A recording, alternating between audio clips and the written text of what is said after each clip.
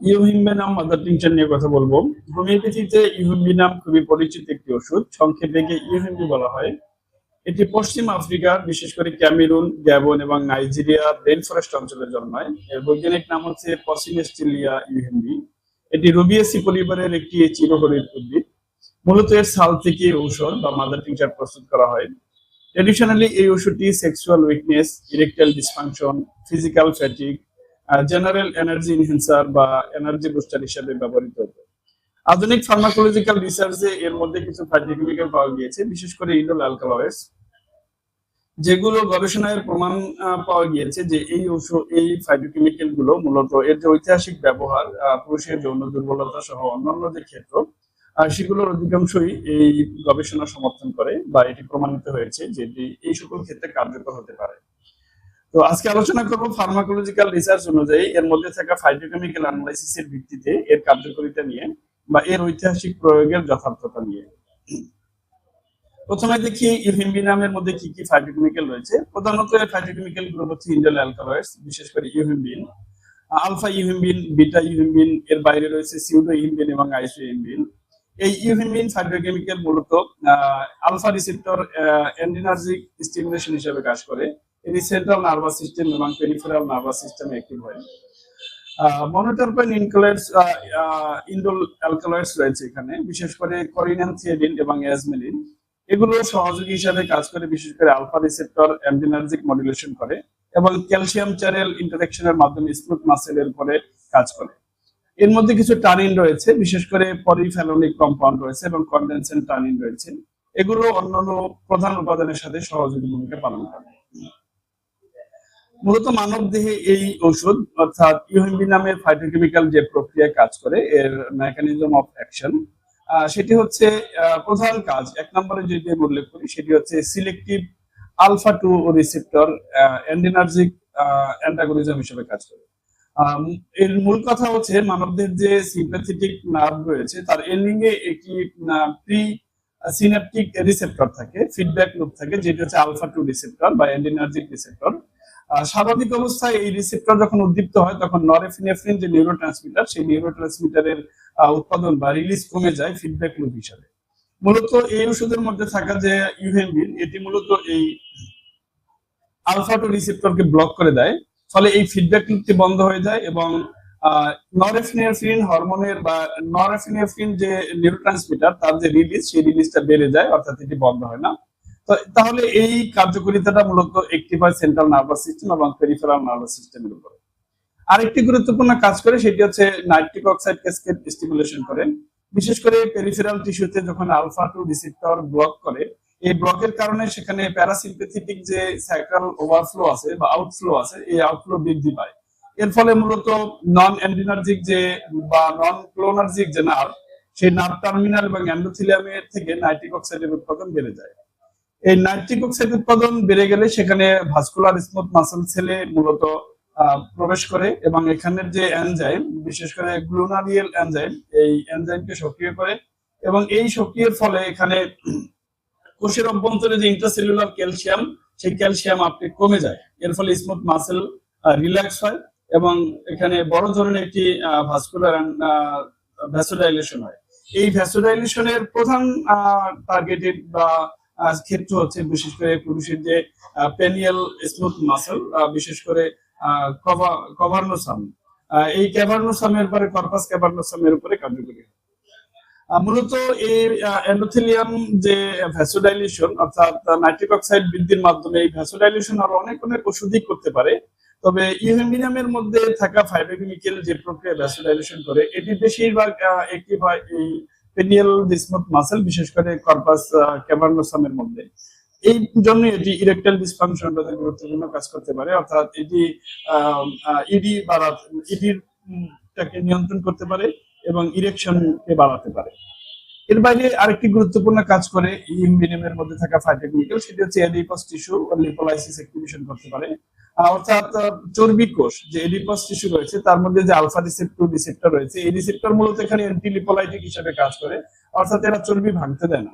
যখন এই ইউহিম্বিনামের ফাইটোকেমিক্যাল ইউহিম্বিন এই রিসেপ্টরকে, আলফা 2 রিসেপ্টরকে ব্লক করে দেয়, তখন এই যে চর্বি ভাঙার প্রক্রিয়াটি ত্বরান্বিত হয় এবং এই ক্ষেত্রে পুরুষের ক্ষেত্রে যে চর্বি পেটের অঞ্চলে জমে যায় এবং মহিলাদের ক্ষেত্রে থাই অঞ্চলে জমে যায়, এই সুনির্দিষ্ট এরিয়াতে যে ফ্যাট ডিপোজিশনের প্রক্রিয়া, এই প্রক্রিয়াটি ভেঙে যায় এবং ফ্যাট ডিসেন্ট্রালাইজ হয়। এই হচ্ছে মূলত ইহেমবি নামের প্রধান কার্যকারিতা। তাহলে সহজে বললে একটি হচ্ছে একটি সিলেক্টিভ আলফা 2 রিসেপ্টরের সাথে বাইন্ড করে কাজ করে। এই কাজের ফলে, এই ব্লকেজের ফলে মূলত নরএফিনেফ্রিন নিউরোট্রান্সমিটার উৎপাদন বেড়ে যায়। এটি নাইট্রিক অক্সাইড বৃদ্ধির মাধ্যমে বিশেষ করে পুরুষাঙ্গের যে কর্পাস ক্যাভার্নোসাম, এখানে রক্ত সঞ্চালন বৃদ্ধি করে এবং ভ্যাসোডাইলেশন ঘটায়, এবং এটি এডিপোস টিস্যুর লিপোলাইসিস বৃদ্ধি করে। সেন্ট্রাল অবেসিটি, অর্থাৎ পুরুষের ক্ষেত্রে উদর অঞ্চলে ফ্যাটের ডিপোজিশন এবং মহিলাদের ক্ষেত্রে থাই অঞ্চলে ফ্যাট ডিপোজিশন কমাতে পারে। এই হচ্ছে এর ফাংশন। এই ফাংশনের কার্যকারিতার ভিত্তিতে আমরা যদি একটি তালিকা করি, অর্থাৎ কোন কোন রোগের চিকিৎসায় এই ইহেমবি নাম কার্যকরী হবে, তাহলে প্রথমেই থাকবে পুরুষের ইরেকটাইল ডিসফাংশন বা ইডি। বিশেষ করে ডায়াবেটিস, অ্যাথেরোস্ক্লেরোসিস অথবা অন্য যে কোনো প্রকার সাইকোজনিত কারণে ভাস্কুলার এন্ডোথেলিয়ামে যদি পর্যাপ্ত নাইট্রিক অক্সাইড তৈরি না হয়, ফলে এর ফলে কর্পাস ক্যাভার্নোসামের মধ্যে যে আর্টারিগুলো, সেগুলো প্রসারিত হতে পারে না, যেটি মূলত ইরেকশনের জন্য প্রয়োজনীয় রক্ত সরবরাহ করতে পারে না। এজন্য পুরুষের ইডি দেখা দেয়। তো এই ক্ষেত্রে আমি শুরুতে আলোচনা করেছি ইহেমবি নাম এখানে কিভাবে কাজ করে। এর ফাইটোকেমিক্যাল ইহেমবিন এখানে আলফা 2 রিসেপ্টর ব্লক করে স্থানীয়ভাবে নাইট্রিক অক্সাইড বৃদ্ধি করে, ফলে ভ্যাসোডাইলেশন হয় এবং পুরুষের যে ক্যাভার্নাস আর্টারি, সেই আর্টারিতে ভ্যাসোডাইলেশনের ফলে ইডি দূর হয় এবং এখানে ইরেকশন ত্বরান্বিত হয়। এটি একটি গুরুত্বপূর্ণ ফাংশন। তার মানে পুরুষের ইরেকটাইল ডিসফাংশন বা উত্তেজনাজনিত, উত্থানজনিত যে সমস্যা, সেটি নিয়ন্ত্রণে ইহেমবি নাম সুনির্দিষ্টভাবে কাজ করতে পারে। এসএসআরআই ইনডিউসড সেক্সুয়াল ডিসফাংশন, অর্থাৎ যারা দীর্ঘদিন যাবত ডিপ্রেশনের চিকিৎসায় ওষুধ সেবন করছেন, অ্যালোপ্যাথিক ওষুধ, বিশেষ করে সিলেক্টিভ সেরোটোনিন রিআপটেক ইনহিবিটর, যেটা এসএসআরআই বলা হয়, এই ওষুধ সেবনের ফলে মূলত এখানে সেরোটোনিনের মাত্রা বেড়ে যায়। ব্রেনের সেরোটোনিনের মাত্রা বেড়ে গেলে সেখানে অন্য এর ফিডব্যাক লুপ হিসাবে এখানে ডোপামিন এবং নরএফিনেফ্রিন কমে যায়। নরএফিনেফ্রিন কমে গেলে, আমি প্রথমে আলোচনা করে দেখিয়েছি, সেক্ষেত্রে এটি সেক্সুয়াল ডিসফাংশন তৈরি করে। তো এই ক্ষেত্রে ইহেমবিনের যে ইহেমবিন ফাইটোকেমিক্যাল রয়েছে, এটি পরোক্ষভাবে এই ক্ষেত্রে কাজ করে। মূলত এটি আলফা 2 রিসেপ্টর ব্লকের মাধ্যমে নরএফিনেফ্রিনের উৎপাদন বৃদ্ধি করে এবং পরোক্ষভাবে ডোপামিনের উৎপাদন বৃদ্ধি করে। এভাবে যারা ডিপ্রেশনের ওষুধ সেবন জনিত সেক্সুয়াল ডিসফাংশনে ভুগছেন, তাদের ক্ষেত্রে এটি একটি কন্ট্রাডিকশন হিসেবে কাজ করে বা কাউন্টার রিঅ্যাক্টের মাধ্যমে এই সেক্সুয়াল ডিসফাংশন দূর করতে সহযোগিতা করে। হাইপোঅ্যাক্টিভ সেক্সুয়াল ডিজায়ার বা ডিসঅর্ডার, বিশেষ করে যৌন ইচ্ছা কমে যাওয়া, এটা নারী পুরুষ উভয়ের ক্ষেত্রে হতে পারে। ক্রনিক মানসিক স্ট্রেসের কারণে নিউরোট্রান্সমিটারের ইমব্যালেন্স হলে, অনেকের ক্ষেত্রে লিম্বিক সিস্টেম এর ভারসাম্যহীনতার কারণে বিশেষ করে লিবিডো কমে যায়, অর্থাৎ যৌন ইচ্ছা কমে যায়। এই ক্ষেত্রে ইহেমবি নামের মধ্যে যে ইহেমবিন ফাইটোকেমিক্যাল রয়েছে, এগুলো মূলত লোকাস যে কোরিলিয়াস অঞ্চলের নর এন্ড্রোজেনিক অ্যাক্টিভিটি বাড়িয়ে দেয়, ফলে এটি সেন্ট্রাল নার্ভাস সিস্টেমকে উদ্দীপ্ত করে এবং মানসিকভাবে যৌন আকাঙ্ক্ষা বা ডিজায়ার বৃদ্ধি পায়। এটি বিশেষ করে শুরুতে আমি বলেছিলাম যে এডিপস ডিপোজিশন বা স্টেমন এডিপস ডিপোজিশন, অর্থাৎ শরীরের একটি নির্দিষ্ট অঞ্চলে বা নির্দিষ্ট স্থানে অতিরিক্ত চর্বি জমা। সেটি বলেছিলাম যে পুরুষের পেটের অংশে এবং মহিলাদের থাইয়ের অংশে যে চর্বি জমে, এই চর্বিগুলো ভেঙে এই স্টেমন এডিপস টিস্যু ডিপোজিশনটাকে ডিসেন্ট্রালাইজ করতে পারে। মূলত এই ইহেমবিন ফাইটোকেমিক্যাল মূলত এই কোষের যে আলফা 2 রিসেপ্টর থাকে, আলফা 2 রিসেপ্টরকে ব্লক করে, ফলে এখানে ফ্যাট ডিপোজিশনের যে প্রক্রিয়া, সেই প্রক্রিয়া বন্ধ হয় এবং তার ফলে ফ্যাট ডিসেন্ট্রালাইজ হয়। আরেকটি গুরুত্বপূর্ণ কাজ হচ্ছে অটোনমিক ফেইলিউর, বিশেষ করে যাদের দাঁড়ানো অবস্থায় যাদের হাইপোটেনশন হয়, অর্থাৎ প্রেসার ফল করে এবং মাথা ঘুরে যায়, তাদের ক্ষেত্রে মূলত এই ফাইটোকেমিক্যাল গুরুত্বপূর্ণভাবে কাজ করে এবং এই ক্ষেত্রে এই ব্লাড প্রেসারের ভারসাম্য রক্ষা করতে পারে।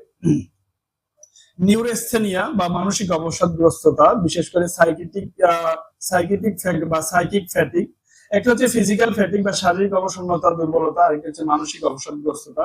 যারা দীর্ঘদিন যাবত মানসিক চাপে থাকেন, তাদের নার্ভাস সিস্টেম ওভারওয়ার্কের কারণে ব্রেইনে এক ধরনের ক্যাটেকোলামাইন হরমোনের সাময়িক ঘাটতি হয় এবং রিসেপ্টর ডাউন হয়ে যায়। এই ক্ষেত্রে রোগী তীব্রভাবে মানসিকভাবে অবসাদগ্রস্ততা ফিল করেন। এই ক্ষেত্রে মূলত ইহিম্বি নামের যে ফাইটোকেমিক্যাল, এটি সেন্ট্রাল নার্ভাস সিস্টেমকে স্টিমুলেশন করে এবং এটি ডোপামিন এবং বিশেষ করে নরএপিনেফ্রিন বৃদ্ধির মাধ্যমে এই মানসিক অবসাদগ্রস্ততাকে দূর করে। এই আলোচনার বাইরে বা এই কার্যকারিতার বাইরে ইহিম্বি নাম আরেকটি গুরুত্বপূর্ণ কাজ করতে পারে। সেটি হচ্ছে কিছু কিছু সময় দেখা যায় অনেকে দীর্ঘদিন যাবত নানাবিধ ওষুধ সেবনের ফলে লালা গ্রন্থির কার্যকারিতা কমে যায়, সেলিভারি গ্ল্যান্ড ইনঅ্যাক্টিভ হয়ে যায়, ফলে মুখ শুষ্ক থাকে সবসময়, মুখের অভ্যন্তরে শুষ্ক থাকে সবসময়, এক ধরনের পিপাসা অনুভূত হয়।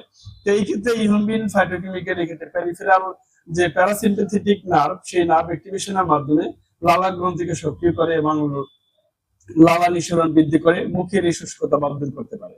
তো এই হচ্ছে ইহিম্বি নামের মধ্যে থাকা ফাইটোকেমিক্যাল অ্যানালাইসিসের ভিত্তিতে এর কার্যকারিতা। এর সেফ ডোজ হচ্ছে বা নিরাপদ ডোজ হচ্ছে ৫ থেকে ১০ ফোঁটা ওষুধ আধা কাপ পানিতে মিশিয়ে ২ বার দিনে সেবন করতে দিতে হবে। ইহিম্বি নাম প্রয়োগের ক্ষেত্রে বেশ কিছু সতর্কতা অবলম্বন করা জরুরি। তার মধ্যে রয়েছে এটি যেহেতু যারা ইতিমধ্যেই হাই প্রেসারের পেশেন্ট, যাদের হাই প্রেসার উচ্চ রক্তচাপ রয়েছে, যাদের হৃৎপিণ্ডের সমস্যা রয়েছে, অর্থাৎ যাদের প্যানিক অ্যাটাকের ঝুঁকি রয়েছে, তাদের ক্ষেত্রে ইহিম্বি নাম খুব সাবধানের সহিত প্রয়োগ করতে হবে। কারণ যেহেতু এটি নার্ভাস সিস্টেমের মধ্যে উত্তেজনা তৈরি করতে পারে এবং এটি ভ্যাসোডাইলিউশন ঘটাতে পারে, ফলে সাময়িক উত্তেজনাজনিত কারণে যাদের হৃৎপিণ্ডের সমস্যা রয়েছে এবং যাদের হাইপারটেনশন রয়েছে, তাদের ক্ষেত্রে এটি ঝুঁকিপূর্ণ হতে পারে। ঝুঁকি এড়ানোর জন্য লো ডোজ দিয়ে শুরু করাটাই নিরাপদ। কোনো পার্শ্ব প্রতিক্রিয়া প্রদর্শিত না হলে এটি কন্টিনিউ করা যেতে পারে। তো এই হচ্ছে মূলত ইহিম্বি নাম মাদার টিংচার নিয়ে আলোচনা। আমরা যদি অল্প কথায় শেষ করি তাহলে ঐতিহাসিকভাবে ইহিম্বি নাম মাদার টিংচারকে যে পুরুষের সেক্সুয়াল ডিজায়ার বা লো লিবিডো বা লিবিডো লসের ক্ষেত্রে ব্যবহৃত, সেক্সুয়াল উইকনেস, বিশেষ করে erectile dysfunction, physical fatigue, psychotic fatigue, এই জাতীয় চিকিৎসায় ব্যবহার করা হতো। আধুনিক ফার্মাকোলজিক্যাল রিসার্চে এর মধ্যে থাকা যে ইন্ডোল অ্যালকালয়েডস ফাইটোকেমিক্যাল, সেগুলো গবেষণায় প্রমাণিত হয়েছে যে পুরুষের ক্ষেত্রে এই ধরনের সমস্যাগুলো সমাধানে এটি কার্যকর হতে পারে, এটি গবেষণায় প্রমাণিত। ফলে আমরা ইহিম্বি নাম মাদার টিংচারকে পুরুষের এ জাতীয় সমস্যার চিকিৎসায় এর যথাযথ নিরাপদ ডোজ প্রয়োগ করে এর সুফল পেতে পারি। অবশ্যই আমি যে সমস্ত সতর্কতার কথা বলেছি সেগুলো বিবেচনায় রাখতে হবে এবং ওভারডোজ করা যাবে না। ওভারডোজের ক্ষেত্রে এখানে হাইপারটেনশন, হৃদঝুঁকি, হৃৎপিণ্ডের ঝুঁকি, ইভেন ট্রিমর, খিঁচুনির ঝুঁকি হতে পারে এবং পুরুষের ক্ষেত্রে ওভার ইরেকশন হতে পারে। সেই ক্ষেত্রে পুরুষাঙ্গের তীব্র ব্যথা, কাঁটানি এই জাতীয় অনুভূতি হতে পারে। এই জন্য এর সেফ ডোজ প্রয়োগ করতে হবে। তাহলে আমরা এর যে কার্যকারিতা, থেরাপিউটিক যে ভ্যালু, সেই ভ্যালু আমরা রোগীরা পাবে। তো সেই আশা রাখছি। অর্থাৎ ইহিম্বি নাম মাদার টিংচারকে আমরা আধুনিক ফার্মাকোলজিক্যাল রিসার্চ অনুযায়ী এবং ঐতিহাসিক যে ট্রেডিশনাল ব্যবহার, তার সাথে সমন্বয় করে আমরা যে প্রয়োগ ক্ষেত্রগুলো পেলাম সেগুলোতে আমরা প্রয়োগ করব। পরবর্তীতে আরেকটি প্ল্যান্ট মেডিসিন আলোচনা করব। সে পর্যন্ত সকলে ভালো থাকবেন, সকলের সুস্বাস্থ্য কামনা করে শেষ করছি।